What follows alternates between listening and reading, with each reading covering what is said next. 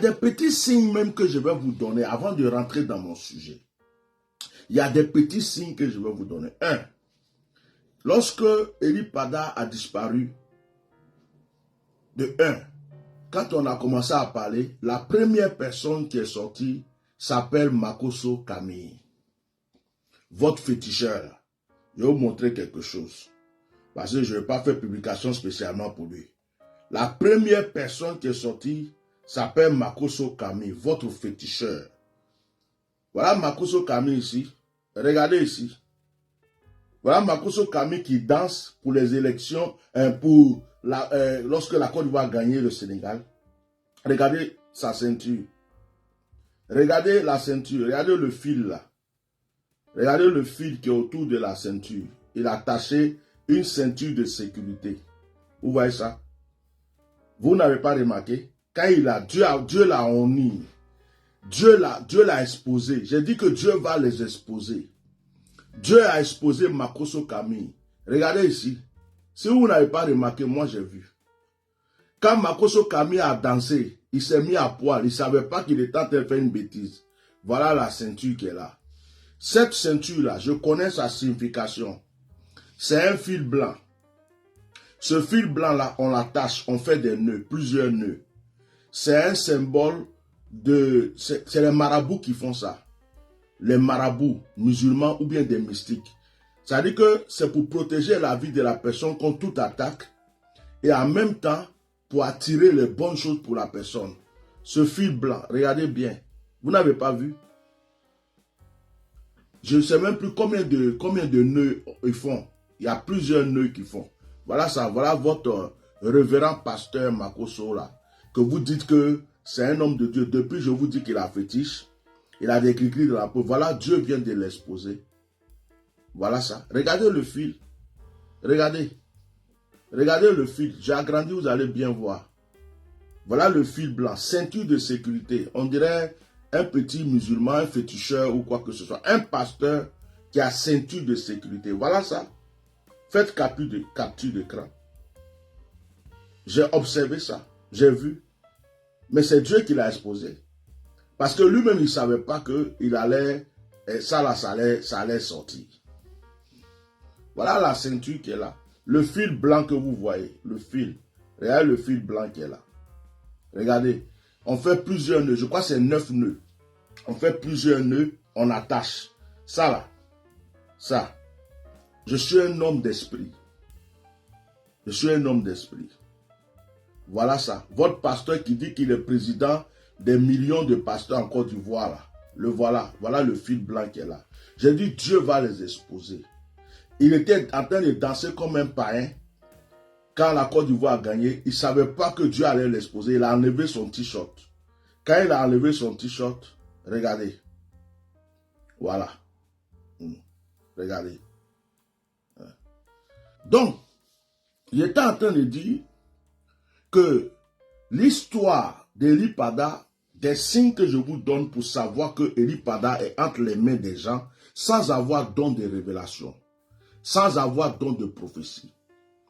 Les signes que je vous donne, Makoso Camille, le féticheur que je viens de vous présenter, était là. Dès qu'il y a eu l'histoire d'Eli Pada, il est sorti le matin. Il est sorti très vite avant tout le monde. Et dans les discussions, dans les paroles de Makoso, Makoso disait que Eli Pada avait eu des convocations, les gens ont voulu. Donc, il faut que l'église d'Eli Pada, ou les gens qui sont avec Eli Pada, aillent porter plainte, faire déclaration pour ceci, cela. Donc, il nous prouvait pas. Et il a même dit que Eli Pada était à la DST, il a même dit que Eli Pada était à la Maka. Ça, c'était le premier. Après, Jonathan est venu confirmer qu'il y avait des convocations ou quoi que ce soit sur Eli Pada. N'est-ce pas? Vous vous rappelez de ça. Ça, c'était les premiers signes. Les autres signes, lorsqu'on continue à parler d'Eli Pada, vous avez vu qu'il y a un évêque là. Dans ces temps-ci là, il se prend pour un héros, mais bientôt son cul sera au dehors. Celui-là, il a couru sur l'ordre de son père spirituel, de son grand-père spirituel. Il a couru pour aller dans l'église d'Eli Pada pour aller consacrer, pour aller prier pour le fils d'Eli Pada, en lui disant que désormais c'est lui qui porte le manteau de son père. Vous vous rappelez de ça? Et ce même-là, regardez maintenant, il a fait un direct il n'y a pas longtemps. Écoutez-moi très bien, quand on vous parle, il y a des signes dans tout ce qu'on dit. Partagez ce direct. Quelqu'un qui est parti dans l'église d'Eli Pada, qui a fait semblant d'aller consoler les enfants d'Eli Pada, qui allait prier pour le fils d'Eli Pada, et qui allait donner le manteau, d'après lui, un manteau, comme si le père lui avait prêté le manteau pour donner au fils, il allait d'après lui donner le manteau au fils. Cette personne-là, regardez les directs qu'il fait dans ces temps-ci.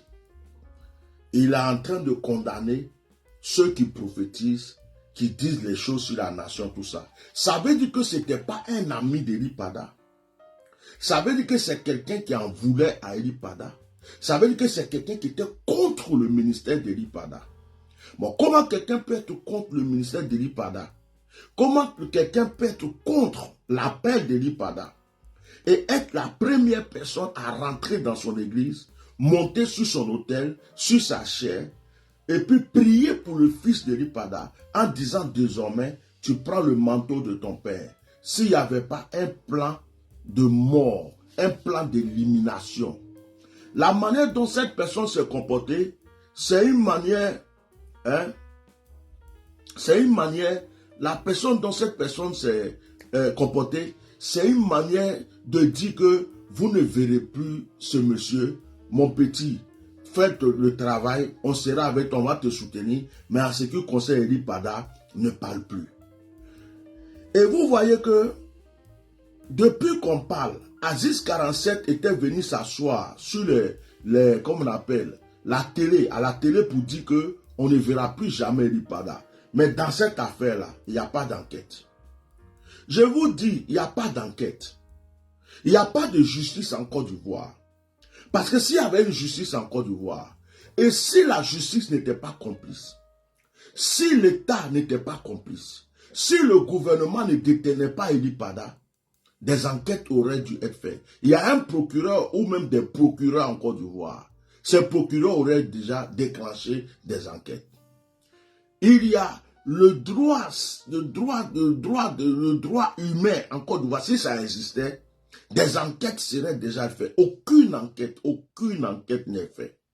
Aucun procureur, aucun juge, aucun membre du gouvernement ne se lève pour faire quoi que ce soit comme démarche parce qu'ils savent tout ce qui se passe. Ils savent que Eli Pada est entre leurs mains.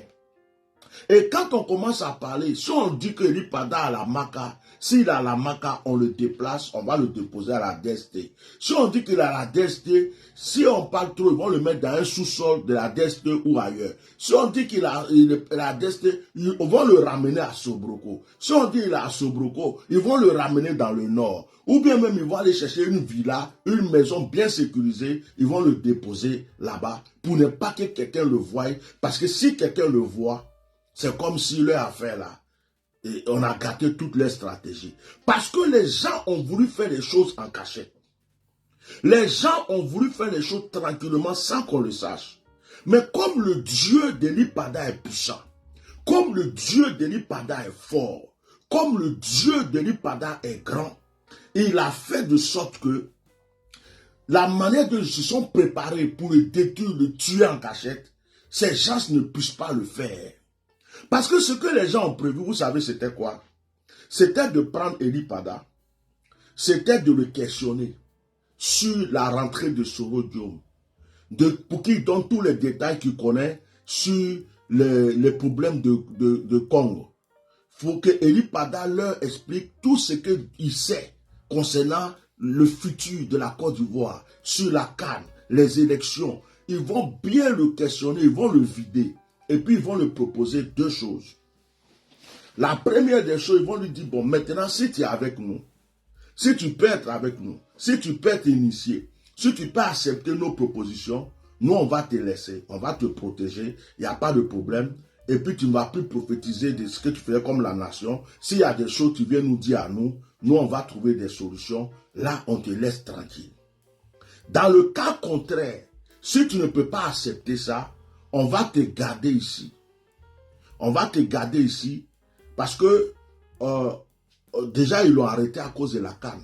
Rapidement, parce que Eli Pada était prêt à révéler des choses. Et ça veut dire que si on le prend pour eux, c'est une protection pour qu'ils puissent gagner leur canne. Et puis les élections 2025. Donc, ils ont dit, actuellement même, il y a des débats spirituellement. Quand tu pries, Dieu te montre ça. Il y a des débats il y a d'autres qui disent, laissons-le partir. D'autres disent, ne le laissons pas pour le moment. Attendons d'abord les élections. Après les élections, on va prendre une décision. D'autres disent, non, si la canne est finie, laissons-le. De toute façon, d'autres disent, laissons-le même, mais il n'est pas parti. D'autres disent, allons le déposer dans tel pays-là. Il va rentrer comme ça, tout le monde va dire qu'il est parti faire une retraite. D'autres disent non, non, non, lui là, il va parler après, on va avoir des problèmes. Donc ils sont dans une discussion bizarre parce qu'on les dérange. On les dérange. Je lance un défi au gouvernement ivoirien. Je lance un défi à la justice ivoirienne. Je lance un défi à toute autorité ivoirienne.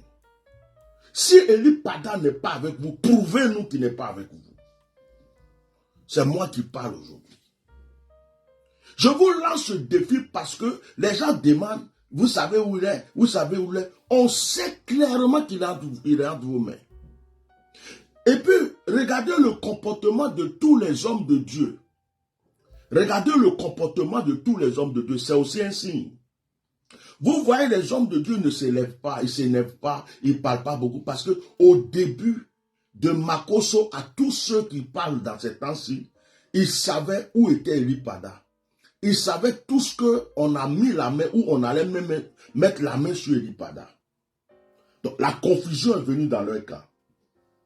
Quand vous voyez les hommes de Dieu, quand ils parlent, celui qui dit qu'il est son père spirituel, il s'est renseigné jusqu'à on lui a dit non, il est là. Il faut te calmer, apaiser les gens. Quand la canne va finir, on va le libérer. C'est ce qu'ils ont dit à celui qui dit qu'il est son père spirituel. C'est pourquoi il est venu s'asseoir pour dire, calmez-vous, supportons la canne. Quand la canne va finir, on va prendre une délégation pour aller voir les autorités. C'est ce que celui-là dit. On a un jeune frère qui a fait un direct il n'y a pas longtemps, qui dit que il y a des autorités spirituelles chrétiennes qui sont en train de faire des démarches dans le colis. C'est vrai. Parce que maintenant que l'affaire est sortie, il y a des évêques, il y a des pasteurs, ceux qui sont en contact avec le gouvernement là. Il y en a qui sont en train de défiler doucement, calmement, pour demander pardon au gouvernement, pour dire au gouvernement, au point où l'histoire là est arrivée. Si vous ne libérez pas ce frère, si vous lui faites quelque chose, si vraiment sa vie là, il a un problème, ça va nous retomber nous tous dessus. Déjà l'église va se détruire, et puis vous-même vous allez, parce que tout le monde est convaincu que c'est vous. L'histoire est déjà sortie, donc laissez-le sortir. Donc, il y a des autorités chrétiennes et religieuses qui défilent, qui sont en train de faire des choses. Et ça, ce n'est pas quelqu'un qui me dit, c'est moi qui suis en train de le dire. Je dis, je suis l'enquêteur du Saint-Esprit. Je suis le Colombo du Saint-Esprit. Je suis Atia normal. Quand je dors, si Dieu doit me révéler, me révèle. Quand je m'assois, je n'ai pas besoin de renseignements de quelqu'un. Je n'ai pas besoin que quelqu'un m'appelle pour me dire quelque chose. Dieu me parle quand il veut me parler d'une manière correcte, comme s'il était dans la place. Depuis le temps, la mort de Didier Arafat, je n'ai jamais connu Didier Arafat. J'ai dit les choses textuellement sur sa mort. J'ai parlé de Ouattara, j'ai parlé de Gon Coulibaly, j'ai parlé d'Ahmed Bakayoko. Ceux qui disent, oh, tes prophéties ne se réalisent pas, tes prophéties ne se réalisent pas. Quand j'ai dit que le roi était tombé, le roi était tombé. Tout le monde sait qu'il était tombé. Tout son entourage sait qu'il était tombé. Mais c'est de ma bouche, j'ai dit aux gens, s'il fait des cérémonies, s'il fait ceci, s'il fait ça, Dieu va le pardonner. Et ils ont fait ce que j'ai dit. C'est pourquoi maintenant quand je parle en code. Je ne vais pas révéler tout. Parce que les gens là, j'ai compris leur secret.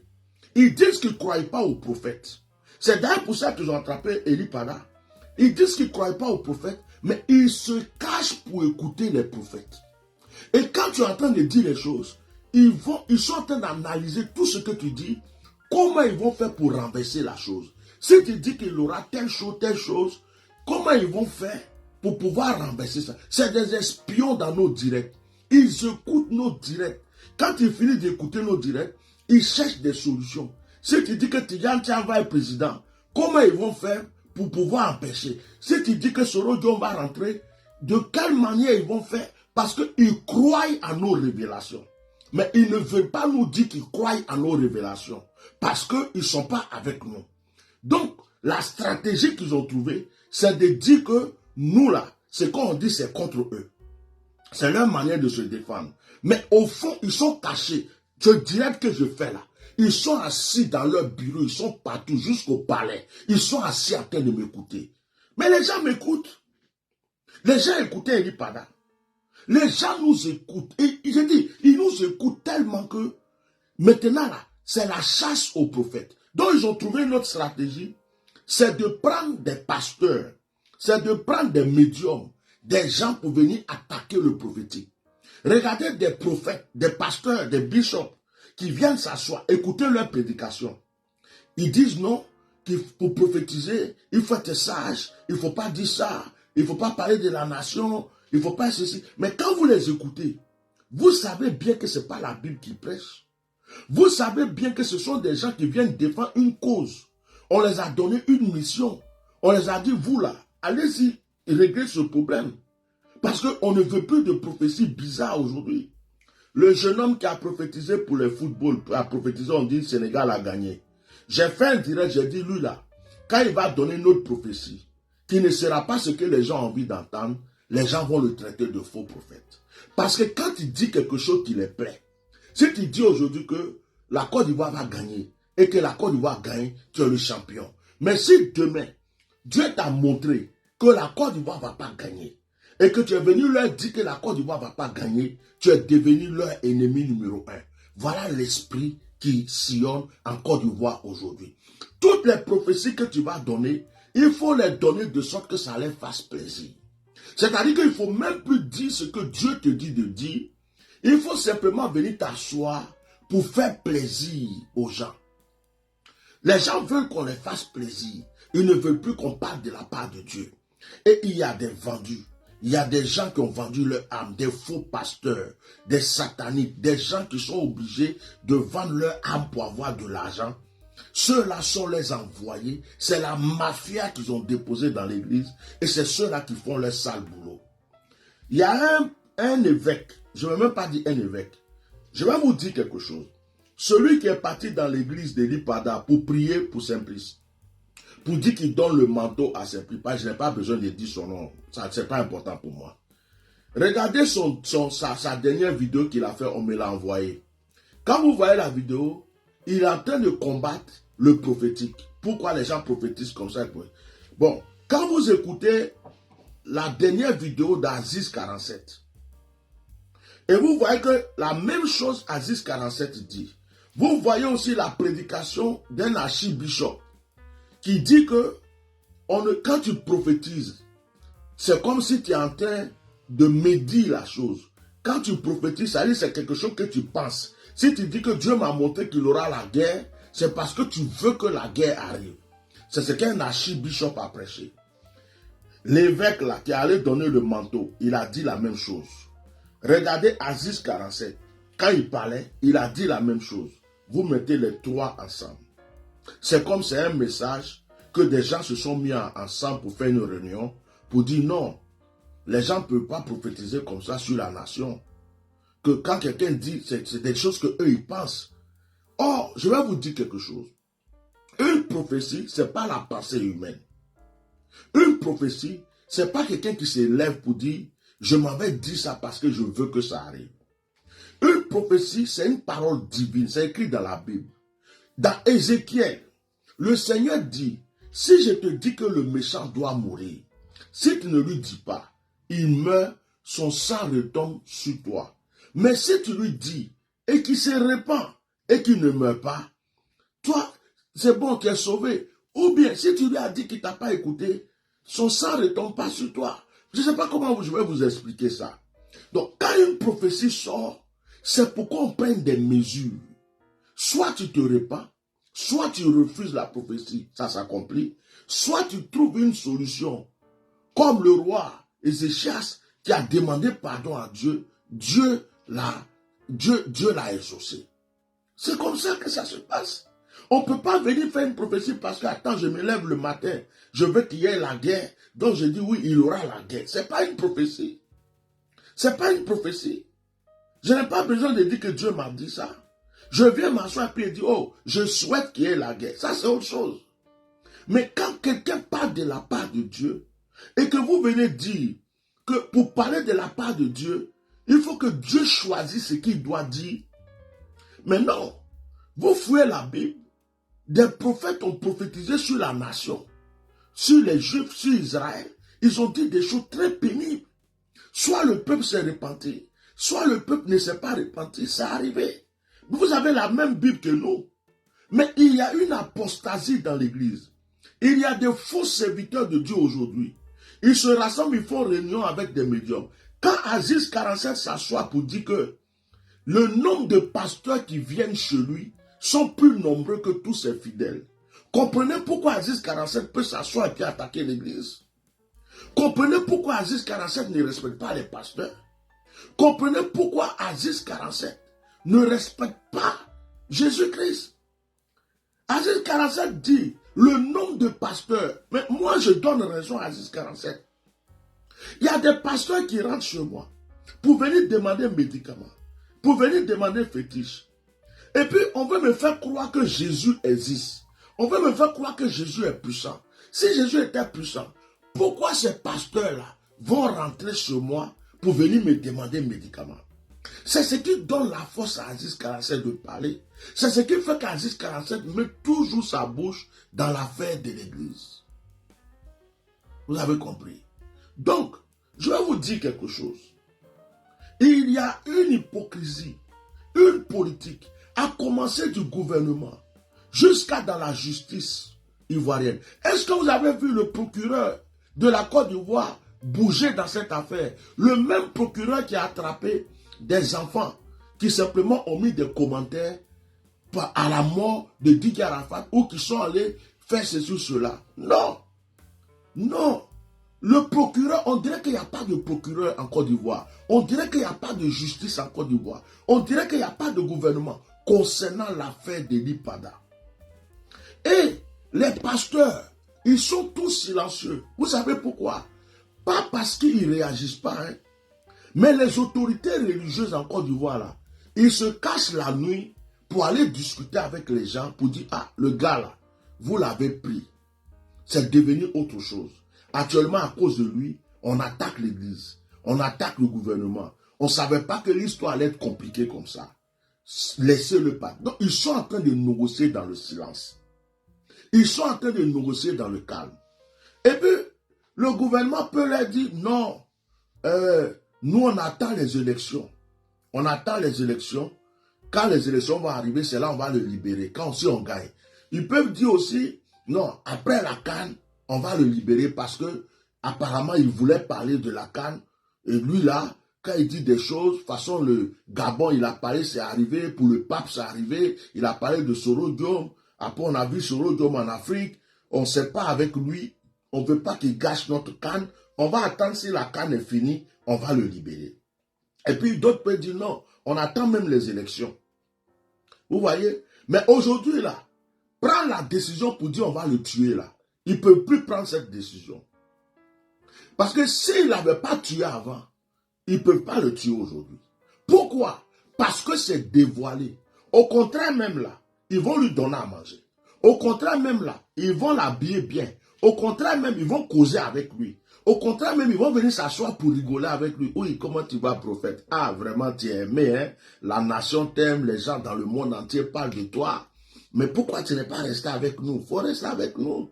Mais vraiment, là, tu es un vrai prophète. Ah, pardon, il faut faire quelque chose pour la CAN. Qu'est-ce qu'on peut trouver comme solution pour la CAN? Parce que si on gagne la CAN, c'est toute la Côte d'Ivoire.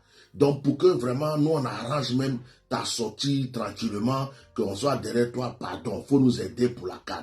Ah, bon, et puis les élections, là, qu'est-ce que tu vois? Tu vois quoi? Qu'est-ce qui va se passer? Qu'est-ce qu'on peut faire pour gagner les élections?